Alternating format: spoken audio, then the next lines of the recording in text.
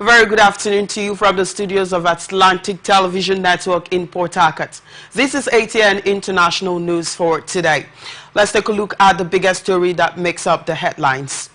Amnesty seeks probe of protesters' death in Kenya. Sudan's Omar al-Bashir moved to military hospital. U.S. Marcellus Williams executed by lethal injection. Guatemala set to send military officers to Haiti. Thai king signs same-sex marriage bill. These and many more stories to come your way in a moment. Do stay with us. The people of Maiduguri need your help. A catastrophic flood has engulfed the city, leaving over 1 million residents stranded and fighting for survival. Entire communities are submerged, with people trapped inside homes and on rooftops cut off from food, clean drinking water and essential supplies. Health experts are warning of a potential outbreak of deadly diseases, and medical facilities are out of commission. The situation is dire. Helicopters, boats and high-riding trucks capable of navigating the treacherous, waterlogged areas are urgently required to reach the countless men, women and children still awaiting rescue. The Nigerian media is issuing a desperate plea to the government, humanitarian organizations, international actors and citizens across the nation. Step in now, before it's too late. For more information on how you can help, contact Professor Usman A. Tar, the Honorable Commissioner for Information and Internal Security, Borno State, on 0809-233-3955. Every second counts. This is powered by Atlantic Television Network.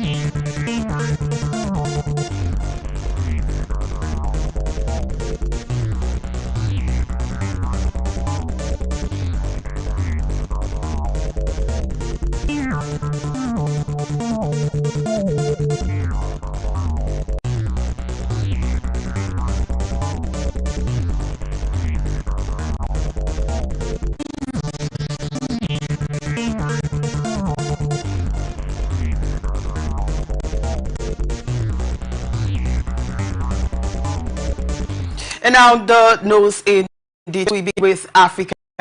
Burkina Faso's junta said it had uncovered an international plot to overthrow it, and which include the massacre in August of hundreds of civilians by Islamist insurgents. Some critics and analysts, however, said the junta's statement was an attempt to deflect blame for the killings and security situation in the country. The junta came to power in a 2022 coup, pledging to beat back jihadists who have ravaged the landlocked West African country for years. But instead, violence has increased, leaving the regime worried about popular discontent, its critics and analysts say. In the worst of a recent surge of attacks, insurgents affiliated with Al-Qaeda slaughtered hundreds of people who were digging defensive trenches around the town of Basalogo on August 24, prompting an unusual open outpouring of anger and grief. The junta has said little about the massacre, ignoring calls for the military to take responsibility for having ordered civilians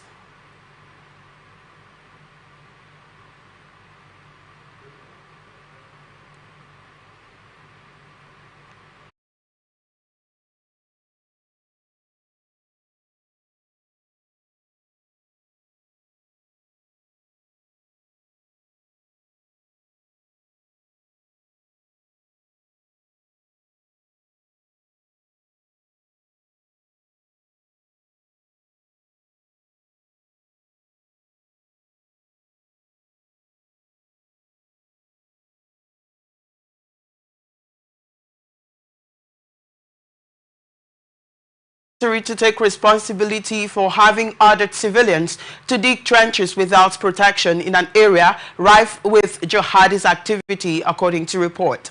In a lengthy statement late on Monday, Interim Security Minister Muhammad Sana said the Basalogo attack was a first step meant to create chaos and facilitate the infiltration of several terrorist groups into the capital, Ouagadougou.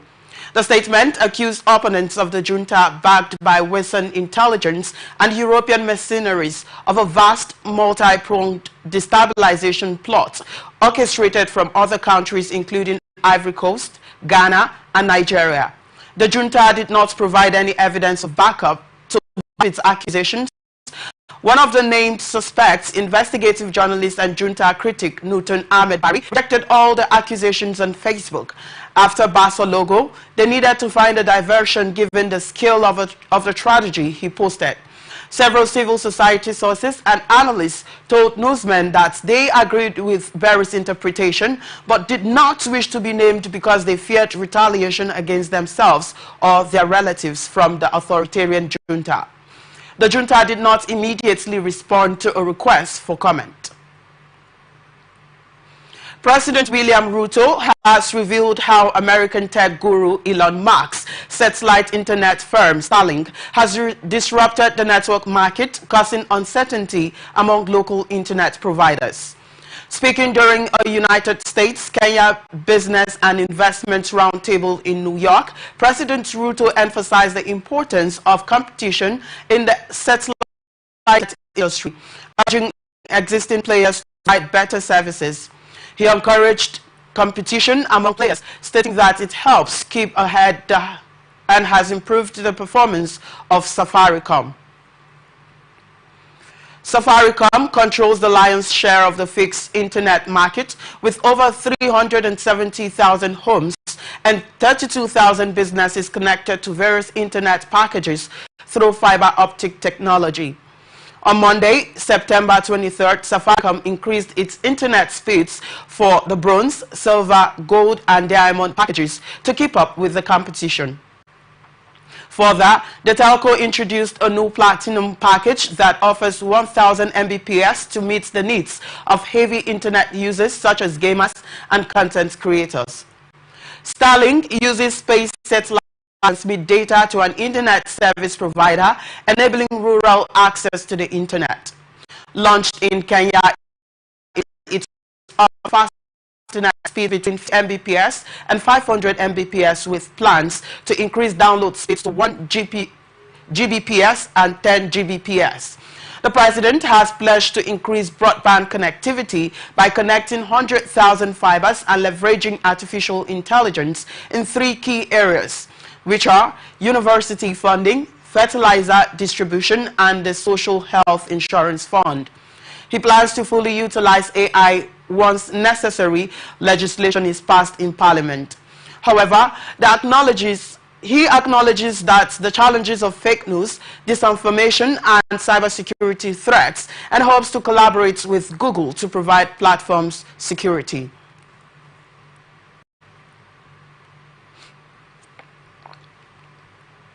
3 months after mass anti-government protest in Kenya, Amnesty International sets to present a petition on Wednesday seeking the establishment of a commission to investigate the deaths of scores of people from the use of unlawful police force. It comes after bereaved mothers of protesters gathered outside the Department of Justice on Tuesday to present the list of those killed in the protest movement that lasted between June and August. Rights groups say more than 60 people were killed during weeks of protests, initially sparked by a finance bill proposing increased taxes, with more disappearing in weeks for the rallies. Peaceful youth rallies against the controversial proposed tax hikes ballooned into wider action against President William Ruto and what many see as profligate government spending and corruption. Amnesty's petition marks 3 months since the most dramatic day when protesters stormed the Parliament building in Nairobi on June 25. Based on footage and interviews with eyewitnesses, lawyers and medical professionals, Amnesty said police unlawfully used lethal weapons against protesters, killing at least 6 people that day. Police fired tear gas grenades directly at protesters, sometimes at head level, said Amnesty, adding that tear gas had been fired into at least 2 medical tents. Amnesty said it identified specific rifles, submachine guns and shotguns used by police, adding that many of them were not in uniform and it's unmarked vehicles. At one point, the footage shows men in a civilian dress firing dozens of times on protesters, most of with their hands up, the group said. The Law Society of Kenya says dozens of protesters were also illegally detained during and after the protests, with many still unaccounted for. The rise of President Samia Suluhu Hassan in Tanzania has been criticized for reducing political hope, with 2 senior opposition leaders arrested twice and another official killed. This has led to concerns that Tanzania is returning to the autocratic era of our predecessor, John Magufuli. Tanzania's deputy leader of the main opposition Chadema party, Tundu Lissu, expressed concerns over the country's political situation, stating that the country is experiencing a wave of repression and state-orchestrated violence similar to the 2016-2020 Magufuli administration. Lissu, who was arrested on bail, was released on bail last month and returned to the country last year to write a new chapter after the president lifted a rally ban. The violent incidents are politically motivated associated with the security forces, he alleged, adding that they were a harbinger of wars to come. The police have denied involvement, while the ruling CCM party Secretary General Emmanuel Nchimba declined to speak to newsmen. There is no doubt that the crackdown has sullied the image of the president.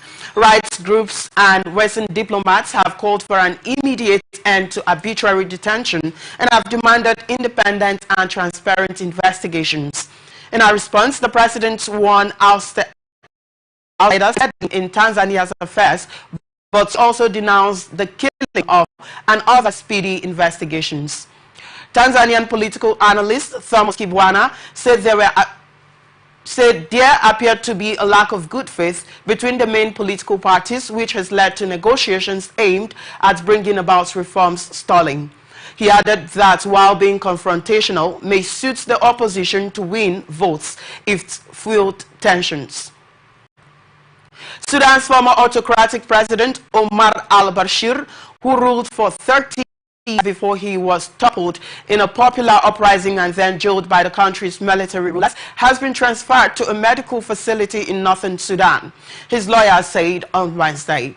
Since war broke out in April last year between the Sudanese military and its rival, the paramilitary Rapid Support Forces, the 80-year-old al-Bashir has been held at a military facility on the outskirts of the Sudanese capital, Khartoum.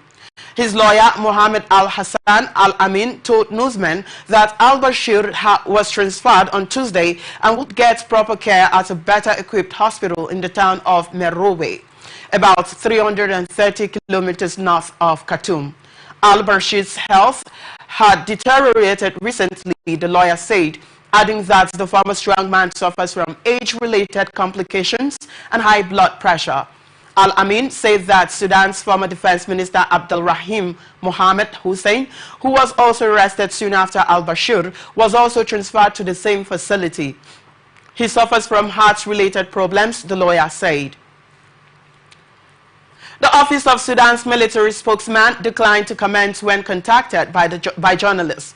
Al-Bashir ruled Sudan for 3 decades despite wars and sanctions before he was overthrown during a popular uprising in 2019. He is wanted by the International Criminal Court for genocide and other crimes committed during the conflict in Sudan's Western Darfur region in the 2000s.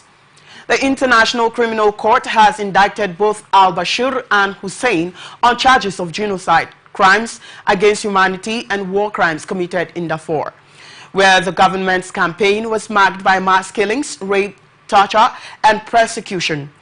Some 300,000 people were killed and 2.7 million were driven from their homes. Missouri dead row inmate Marcellus Williams was executed by lethal injection on Tuesday for the 1998 murder of Leisha Gill, a former newspaper reporter who was found brutally stabbed in her suburban St. Louis home. Williams, 55 years old, died after 6 p.m. at a Missouri State Prison in Bon Terre in Francois County, approximately 60 miles southwest of St. Louis. Williams' lawyer confirmed to newsmen. The capital punishment case saw national attention, with Williams maintaining his innocence, the victim's family opposing the execution and his prosecution submitting motions for appeals at every level. Wesley Bell, chief prosecutor for St. Louis County, said in a statement after the execution that Marcellus Williams should be alive today, noting that there were multiple points in the timeline when decisions could have been made that would have spared him the death penalty. The United States Supreme Court denied 2 separate appeals to spare Williams' life on Tuesday, an hour ahead of his execution, despite the objection of Justices Ketanji Brown Jackson, Elena Kagan, and Sonia Sotomayor. Williams' attorney Tricia Rojo Bushnell released a statement after SCOTU's decision, saying tonight, Missouri will execute an innocent man, Marcellus Khalifa Williams. As dark as today is, we owe it to Khalifa to build a brighter future. We are thankful to the St. Louis prosecuting attorney for his commitment to truth and justice and all he did to try to prevent his unspeakable wrong. And for the millions of people who signed petitions, made calls, and shared Khalifa's story, Bushnell said. On Monday, Missouri Governor Mike Parson and the state Supreme Court rejected a bill to halt the execution. U.S. prosecutors have charged Ryan Wesley Routh with attempted assassination of Donald Trump following a court filing showing he had written a note stating his intention to kill Trump. Routh, who faces up to 20 years in prison on 2 gun-related charges, faces a maximum life sentence. Trump has accused the government of mishandling a case involving a man named Routh, who was arrested on 15th of September. The case has been assigned to U.S. District Judge Aileen Cannon, who threw it out earlier this year. Routh is currently in South Florida Detention Center, where prosecutors argue he is a flight risk and a danger to the community. New court records reveal evidence suggesting Routh had been plotting an attack on Trump for months, with a pre-written letter suggesting he had preempted a failed attempt. An 8-page indictment unsealed charges Routh with forcibly assaulting, opposing, impede, intimidate, and interfering with a Secret Service special agent, along with attempted assassination charges. He returns to court for an arraignment hearing on Monday, 30th of September, where he is expected to enter a plea. Separately, on Tuesday, his son, Oran Routh, was arrested on federal charges of receipt and possession of child pornography. Authorities discovered hundreds of pornographic files while searching the younger Routh's residence in North Carolina over the weekend in connection with the investigation into his father. Routh's alleged plot was the second attempt to was a second attempt on Trump's life after Thomas Matthew Crooks, a 20-year-old armed with an AR-style rifle, opened fire on the former president during a campaign rally in Butler. Crooks was shot dead by counter-snipers. Hip-hop mogul Diddy Combs is in federal custody awaiting trial on racketeering and sex trafficking charges amid a series of civil suits alleging sexual assault and physical violence, with Thalia Graves the latest accuser. Combs, 54 years old, was arrested on Monday, 16 September, in a New York hotel on charges of racketeering conspiracy, sex trafficking by force, and transportation for purposes of prostitution. Federal prosecutors have accused him of creating a criminal enterprise in which he abused, threatened, and coerced women and others around him to fulfill his sexual desires, protect his reputation, and conceal his conduct. They said Combs had used drugs, violence, and the power of his status to lure female victims into extended sex acts called free-cuffs. They also revealed they had uncovered firearms, ammunition, and more than 1,000 bottles of lubricants during raids on Combs' homes in Miami and Los Angeles in March. Singer-producer Combs has pleaded not guilty to 3 felony counts against him, and his attorney claims he is a fighter, not afraid of the charges. Combs is currently held at the Metropolitan Detention Center in Brooklyn, known for its violence and poor inmate care. Model and musician Cassie Ventura has been accused of a bad boy for life by her former girlfriend, who claimed he had trapped her in a cycle of abuse, violence, and sex trafficking. Despite denying the claims, both parties settled the case in May. Newsmen obtained surveillance footage showing Combs assaulting Ventura in a 2016 altercation. Combs acknowledged the incident in an Instagram video. Crystal McKinney, April Lapros, Adria English, Dawn Richards, and Thalia Graves alleged that Combs, a fashion designer, had drugged and sexually assaulted them. They also claimed he blackballed some in the modeling world. Combs has denied the claims of all 6 most recent accusers, stating that he used them as a sexual pawn for the pleasure and financial benefit of others. Donald Trump has been briefed by U.S. intelligence on threats from Iran to assassinate him, his campaign said. The Republican presidential candidate was briefed regarding real and specific threats from Iran to assassinate him in an effort to destabilize and sow chaos in the United States, the campaign said in a statement. It did not elaborate on the claims, and it was not immediately clear if the threats it referred to were new or had been previously reported. The Iranian government did not immediately respond to a request for comment, but Tehran has previously denied U.S. claims of interfering in American affairs. Trump posted on the social media site X, formerly Twitter, that there are big threats on his life by Iran. Intelligence officials have identified that these continued and coordinated attacks have heightened in the past few months. Trump campaign communications director Stephen Chung said in a statement that the law enforcement officials across all agencies are working to ensure President Trump is protected and the election is free from interference, he added. It comes after Mr. Trump survived an assassination attempt on 13th of July when he was wounded and another person was killed in a shooting at a rally in Pennsylvania. No motive has been determined and it remains under investigation. In the days after, U.S. media reported that officials had received intelligence of an alleged Iranian plot against the former president. Iranian officials at the time rebuffed the allegations as malicious, according to news reports. Last month, the Trump campaign said some of its internal communications had been hacked and suggested it was targeted by Iranian operatives. In 2022, a member of Iran's Islamic Revolution Guard Corps was charged by the U.S. with plotting to kill Trump's former national security advisor, John Bolton.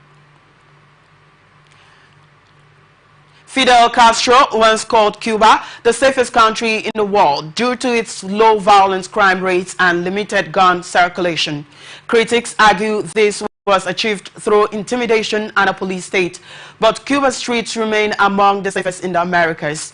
Samantha Gonzalez, a 20-year-old mother of a 1-year-old boy, is deeply affected by the recent murder of her brother, John Franco, in a gang-related dispute. Born in a low-income Havana neighborhood, Franco was 19 years old when he was stabbed twice in the chest outside the recording studio. She believes that violence is getting out of hand, with gangs often using knives and machetes to resolve disputes.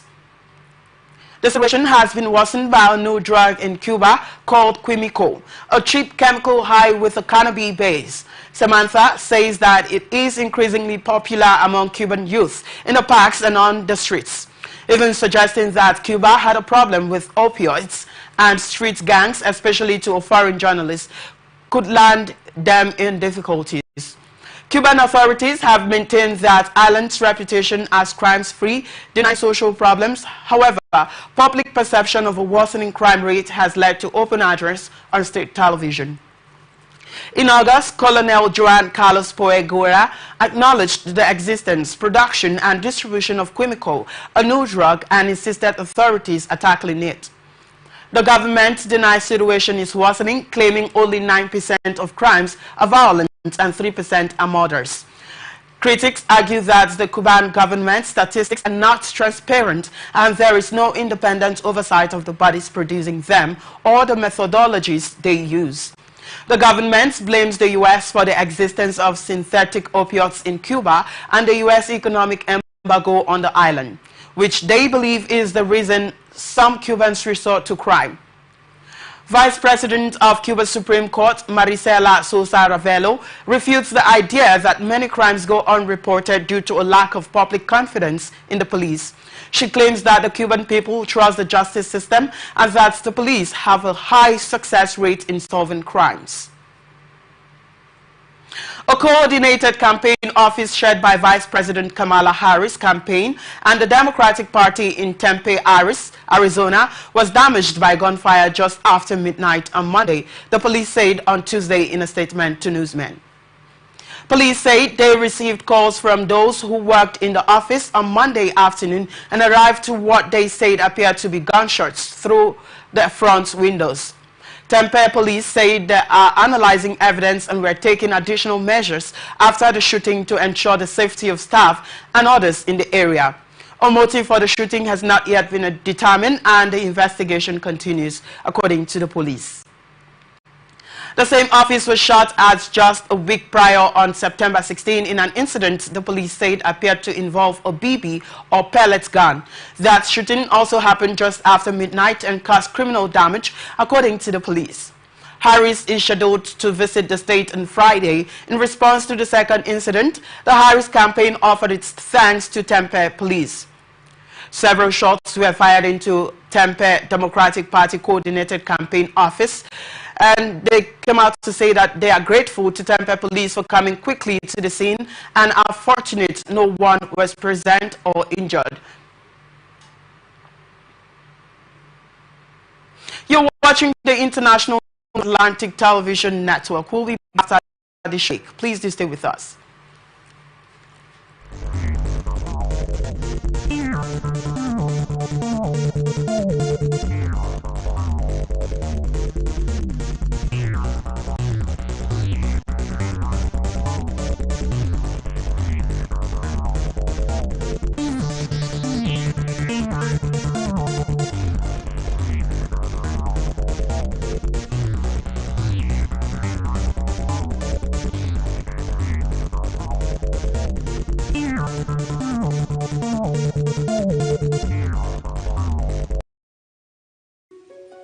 The people of Maiduguri need your help.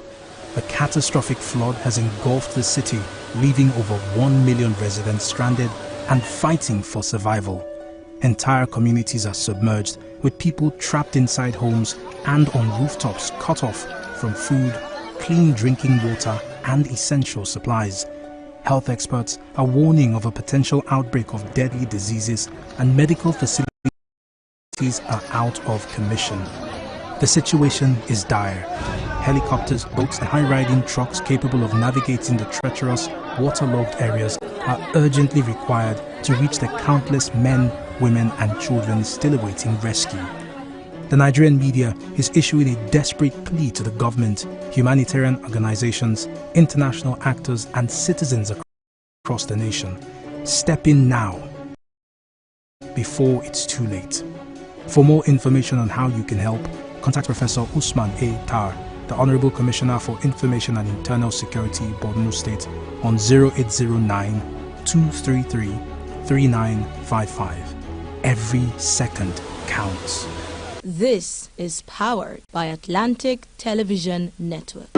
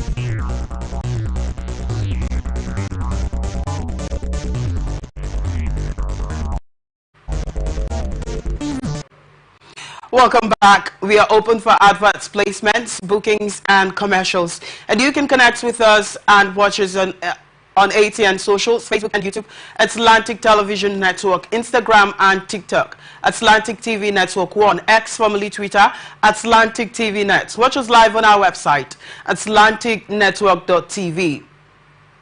And now to the rest of our stories. Many Mexicans will feel a deep sense of loss when Fosky, charismatic nationalistic President Andrés Manuel López Obrador,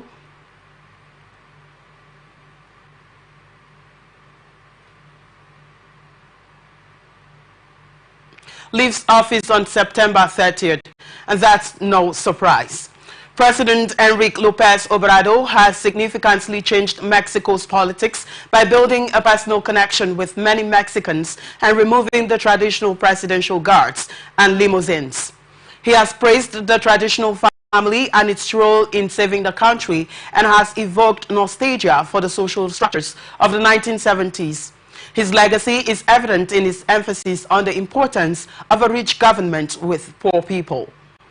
Mexican President Enrique López Obrador is compared to Franklin Dr. Roosevelt, whose deal created lasting institutions like Social Security and home mortgage programs.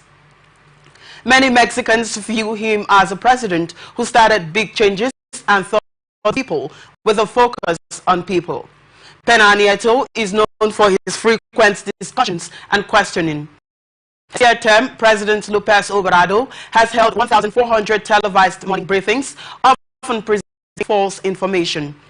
He claims Mexico doesn't produce fentanyl, a deadly synthetic opioid, and ignored homicide figures. Many Mexicans tolerate these untruths, partly because he has mastered the saying, "He who gets angry loses." López Obrador is considered the most skilled politician ever to rule Mexico and seems to enjoy unstoppable motivation, never using the bathroom. Mexican President Enrique López Obrador has faced criticism for his ill-planned infrastructure projects and lack of impact on foreign policy. He is subject to economic and energy transition trends, and he has nationalized any industry.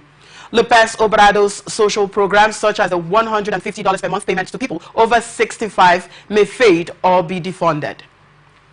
He may be part of a region-wide revival of old, populistic state party models. Guatemalan President Bernardo Arevalo said on Tuesday that at the UN General Assembly that his country would send 150 military police officers to help Haiti fight violent gangs. The announcement comes as a backed mission led by Kenyan police officers in Haiti struggles with a lack of personnel and prompting the U.S. to propose replacing it with the UN peeping mission. Arevalo did not say when the military police will deploy. Currently, there are nearly 400 Kenyan police officers in Haiti, along with nearly 24 soldiers and police officers from Jamaica and 2 senior military officers from Belize, who arrived earlier this month.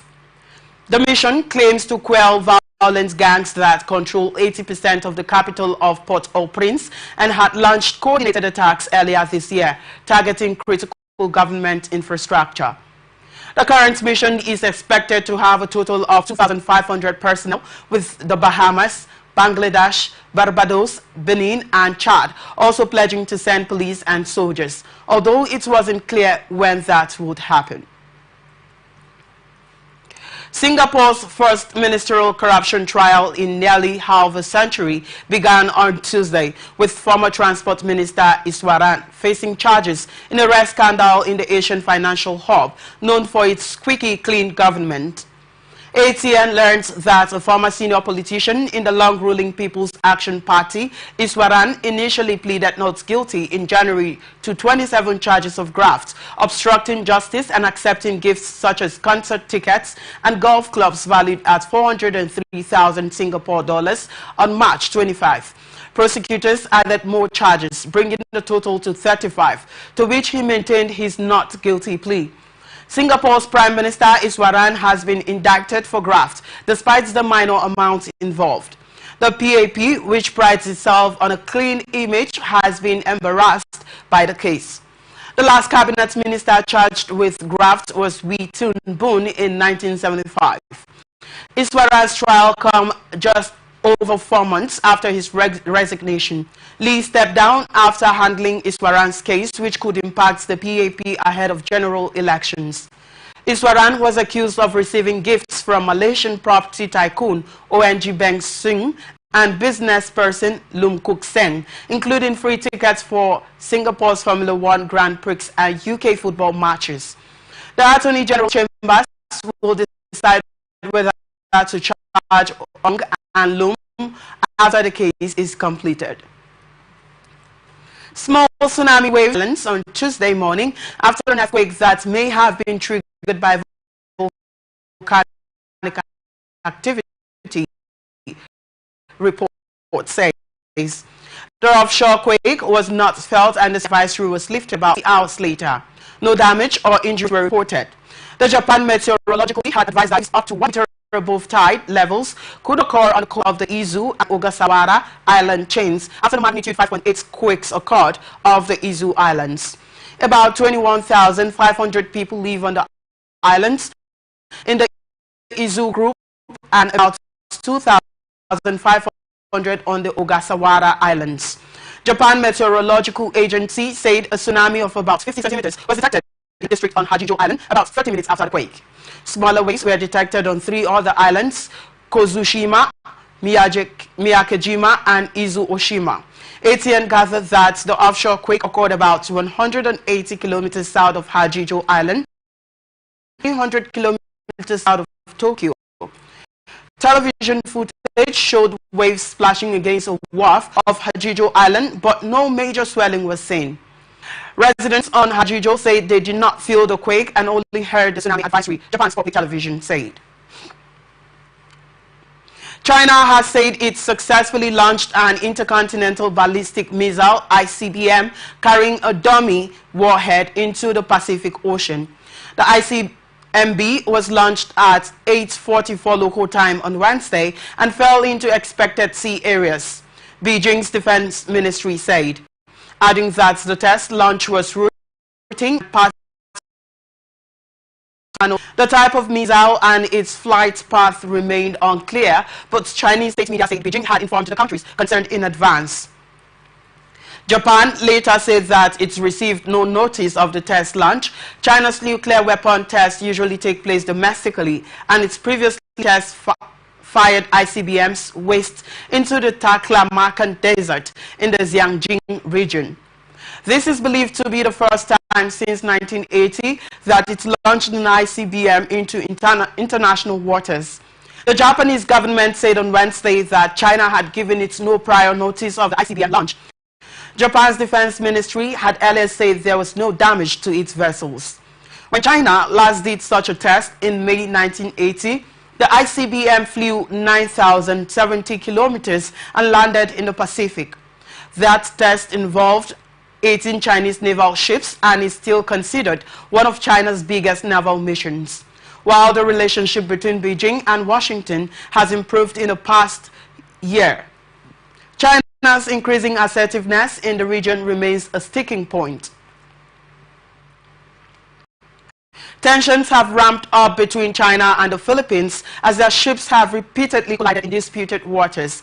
Last month, Japan scrambled fighter jets after it accused a Chinese spy plane of breaching its airspace, a move that it called utterly unacceptable. Taiwan's defense ministry said earlier on Wednesday that China had been carrying out intensive missile firing and other drills recently. In the same statement, the ministry said it had detected 23 Chinese military aircrafts operating around Taiwan on long-range missions. Beijing routinely sends ships and aircraft into Taiwanese waters and airspace in what analysts say is a gray zone warfare tactic meant to normalize the incursions. Thailand's king has signed a marriage equality bill into law, making the country the first in Southeast Asia to recognize same-sex unions. The bill, which requires royal endorsement, will come into effect in January 2021. It was published in the Royal Gazette on Tuesday and will come into effect on 22nd January next year. The new law uses gender-neutral terms in place of husbands, wives, men and women, and it grants same-sex couples adoption and inheritance rights. This marks a significant step towards equality and human dignity for the LGBTQ+ community, who has been fighting for their rights for over 10 years. The law also allows them to live their lives without conditions or compromises. Former Prime Minister Sretha Thavisin, who has been vocal in his support for the bill, also applauded the development as a significant step for Thailand. Equity and equality have become concrete in the Thai society. Gender diversity will eventually be fully accepted. Congratulations, he wrote on X. When the law comes into effect, Thailand will become only the third place in Asia after Taiwan and Nepal, where same-sex couples can get married. In 2019, Taiwan's parliament became the first in Asia to legalize same-sex marriage. Nepal registered its first same-sex union in November last year, 5 months after its Supreme Court ruled in favor of it. This was just 1 month after India's top court had ruled against it, leaving the decision to the government, which said it would set up a panel to decide on more legal rights for same-sex couples. Singapore scrapped a colonial-era law that banned gay sex in 2022, but also amended its constitution to prevent the courts from challenging the definition of marriage as one between a man and a woman. Sri Lanka's new president has dissolved parliament to make way for a snap general election. Anura Kumara Daisanayake dissolved the 225-member parliament in which his left-leaning National People's Power NPP alliance has just 3 seats. The election will take place on 14th of November, almost a year ahead of a schedule, according to a notification in the official government gazette. The president also selected his ally Harini Amara Surya as prime minister on Tuesday, choosing a woman for the 3rd time in the country's history. Daisanayake won the national presidential election on Saturday. He had signaled he would dissolve parliament soon after being elected to seek a fresh mandate to pursue his policies. He previously said there was no point continuing with a parliament that is not in line with what the people want. The last general election in Sri Lanka, where MPs were elected for a 5-year term, took place in August 2020. Daisanayake, who has drawn increasing support in recent years for its anti-corruption and anti-poverty policies, won the country's first election since its economy collapsed in 2022, sparking protests and forcing then-President Gotabaya Rajapaksa to flee and resign. It was a remarkable turnaround for a politician who just 3% in the 2019 presidential election. Daisanayake's immediate challenge is to renegotiate parts of a $2.9 billion bailout deal with the International Monetary Fund that has involved painful austerity measures. Soon after taking over, the new president said he had no magic solution to hardships people were facing, but would seek a collective effort to end the crisis. In Sri Lanka, the president heads the cabinet and appoints ministers from MPs, while the prime minister acts as the president's deputy and leads the ruling party. Just before Daisanayake took the oath as president on Monday, Dinesh Gunawardene resigned as prime minister. His replacement, Amara Surya, is one of the 3 NPP MPs. The former university lecturer was also given ministerial responsibility for justice, education and labor. Remaining interim cabinet roles were shared out between 2 others. Amara Surya campaigned alongside Daisanayake in 2019 before being elected as an MP the next year. Her career as a public activist started in 2011 when she participated in protests demanding for free education. The 54-year-old has since become known for her advocacy for youth development, child protection and gender equality, among other social justice issues. Her appointment as Sri Lanka's 16th Prime Minister makes her the first academic to take office. She follows in the footsteps of just 2 other women, Sirimavo Bandaranaike and Chandrika Bandaranaike Kumarantunga, both of whom had family ties to politics. A woman has not held the role since 2000. A senior army general was tapped as Pakistan's new spy chief, state-run media reported on Monday.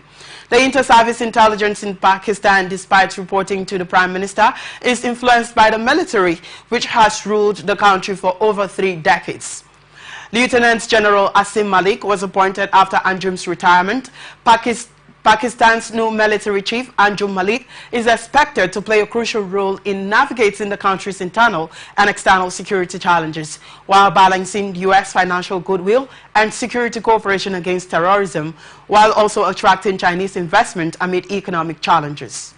Last month, the military arrested Hamid following orders from the country's highest court over allegations that he misused his position to grab land for a housing project known as the Top City Scheme. He faces other charges that have not been disclosed. Hamid is reported to have been close to imprisoned former Prime Minister Imran Khan, the main rival of current Premier Shehbaz Sharif. He became the head of the ISI in June 2019 when Khan approved his appointment. Former Pakistani Prime Minister Hamid, who was ousted in a no-confidence vote, has been granted early retirement and has not been seen in public. Former Premier Nawaz Sharif, Benazir Bhutto and Khan have blamed the military and ISI for ousting their government. The new inter-service intelligence chief faces domestic challenges such as maintaining civil-military relations, managing political turmoil and protecting Beijing's investments. Soldiers carted away debris on Monday from parts of military-run Myanmar, where floods and landslides from Typhoon Yagi and monsoon rains earlier this month left more than 380 dead and 89 missing, according to reports in state-run media. The death toll in Myanmar was higher than the combined total for all the other Southeast Asian countries affected by the devastating typhoon, which killed almost 300 people in Vietnam, 42 in Thailand and 4 in Laos, as well as 21 in the Philippines, according to the Asian Coordinating Center for Humanitarian Assistance. Senior General Minister Aung Hyang, the head of Myanmar's military government, said during a weekend ceremony to accept cash donations for flood-affected areas that 384 people were killed and nearly 150,000 affected by the floods. Efforts to bring aid and tally the casualties and damage have been slow in parts due to difficulties communicating with the affected areas. Myanmar is racked by a civil war that began in 2021 after the army seized power from the elected government in Aung San Suu Kyi. Independent analysts believe the ruling military controls much less than half of the country's territory. Another state newspaper reported on Monday that military, police and fire brigade personnel were taking part in the cleanup of flood-hit areas including the capital, Nap Yi Tao, as well as Shan State and Mandalay and Bago regions. They also were helping to repair roads and bridges. It said the cleanup work was being done at bodies, monasteries, schools, hospitals, clinics and government offices, and that medical teams were providing healthcare services. According to a report issued on Friday by the United Nations Office for the Coordination of Humanitarian Affairs, an estimated 887,000 people, including those already in displacement camps, were affected in 65 townships in central and eastern Myanmar. Swedish authorities accused Iran on Tuesday of being responsible for thousands of text messages that were sent to people in the Scandinavian country, calling for revenge over the burnings of Islam's holy book in 2023. Officials in Stockholm claimed that Iran's paramilitary Revolutionary Guard carried out a data breach and managed to send some 15,000 text messages in Swedish over the string of public burnings of the Quran. Swedish senior prosecutor Mats Lundqvist has accused the Iranian state of a data breach at a Swedish SMS service allegedly carried out by the Iranian Islamic Revolutionary Guard Corps. The Swedish company was not named. In August 2023, Swedish media reported receiving text messages calling for revenge against those burning the Quran. Sweden's Freedom of Speech Act protects protests against religious minorities, but a clash between these principles and respect for religious minorities has complicated its desire to join NATO. Turkey temporarily blocked Sweden's accession due to anti-Turkish and anti-Islamic protests, but Sweden became a NATO member in March. Iran's supreme leader Ayatollah Ali Khamenei criticized the desecration as a dangerous event and created hatred in Muslim nations. Sweden's Justice Minister Gunnar Strömmer has accused Iran of attempting to destabilize the country by burning or desecrating religious texts. SAPO's operational manager, Fredrik Hostam, said the intention was to create division and paint Sweden as an Islamophobic country. Sweden does not have blasphemy laws, so the conditions for persecution abroad or extradition to Sweden are lacking for those suspected of the breach. Sweden's domestic security agency in May accused Iran of using established criminal networks in Sweden as a proxy to target Israeli or Jewish interests in the Scandinavian country. Iran's embassy in Sweden could not be reached for a comment on Tuesday. And that's it on the international news for today. Before we go, another look at the major stories. We told you that Amnesty seeks probe of protesters' deaths in Kenya. Sudan's Omar al-Bashir moved to military hospital. U.S. Marcellus Williams executed by lethal injection. We also told you that Guatemala set to send military officers to Haiti. Thai King signs same-sex marriage bill. That's it on the international news for today. I am Victor Peter, and thank you so much for watching. You can follow us on our social media platform, X formerly Twitter, at Atlantic TV Net, Facebook and YouTube at Atlantic Television Network, Instagram at Atlantic TV Network. Watch us live on our website at atlanticnetwork.tv. Peace and unity are the pathways to progress. Business news comes up next. Do stay with us.